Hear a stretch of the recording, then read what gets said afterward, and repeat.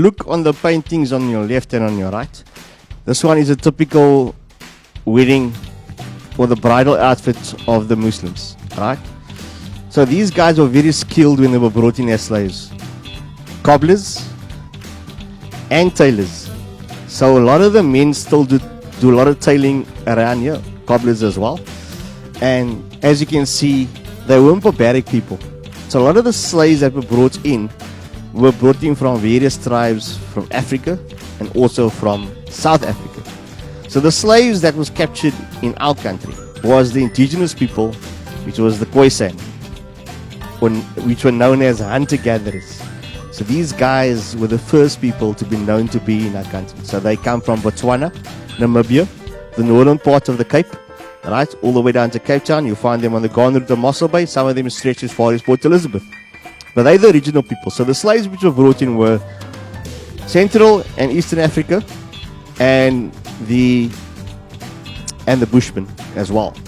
But the Bushmen wasn't physically built to do hard labor. A lot of them died doing hard labor. Also, the European brought with him diseases such as measles, chickenpox, and flu. And those diseases of the Europeans wiped out so many of the indigenous people within our country. So based on that, they then brought in various slaves from various parts of Africa, also from various parts of Asia. Indian slaves, Batavia as well, Mauritius as well. That's why a lot of ships from Europe had shipwrecked on that coastline, brought these slaves from India coming past. Also, guys that were criminals in their own country within Europe. The Irish in the UK, they were also dropped over here as well. At one stage, Robben Island had 27,000 people on the island.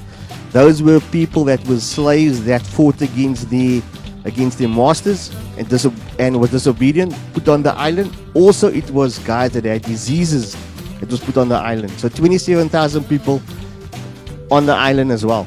But these guys were brought in and they were educated, skilled and disciplined in their lifestyle. So if you look on this side, here they can read and write because here this gentleman is teaching the kids the Quran. They could play music by ear, not by reading music, by ear.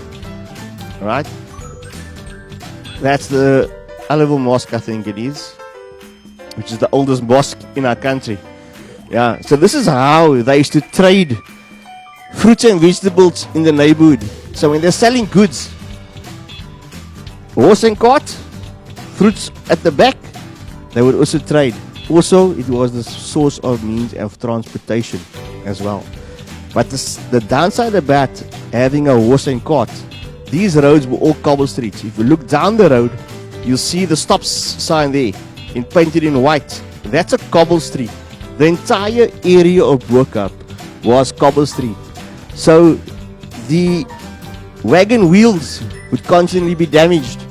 So they used to have lots of guys that was around the city and on the outskirts of the city that did repairs to the wheels itself. But they traded everything: fish, meat, vegetables, fruit, horse and cart. The buildings that you see here, most of this neighborhood, every house in this region is not the same color in the same street. You might find a house painted with a green in another street, but not in the same street. So the representation of the colors is freedom. Because they were slaves, today they are free. That's the meaning behind the people painting their houses bright, different colors. Remember, they were slaves. The only day that they got off was on the 1st of every year. The 1st of January. It's the only time they got free. Every other single day they worked into the bones. Right. So 1836, slavery was abolished by the British. And these guys then were given these houses. So not only were they Cape Malay slaves that lived here, also Europeans lived here. That's why one of the streets is named Chiappini, which is Italian. So Europeans also lived amongst these guys. But once they became free, Europeans mixed amongst them. But these houses of Bo-Kaap stretched to that big building over there with that colorful lines down there. Stretched all the way down there and into the city. Yeah. So these guys are still the original descendants of the Cape Malay. That's why they are majority, about 75 to 8% still Muslim. So they know practically everybody that live here in this. The community is tight knitted. If you look at the homes here, they don't have security gates around their houses. They don't have tight security here because everybody trusts each other as their neighbor. They live freely. You can see how closely knitted is the houses built to one another here. You can interlink and walk through. Yeah. So the neighborhood knows each other very, very well. If you commit a crime here, they know who it is.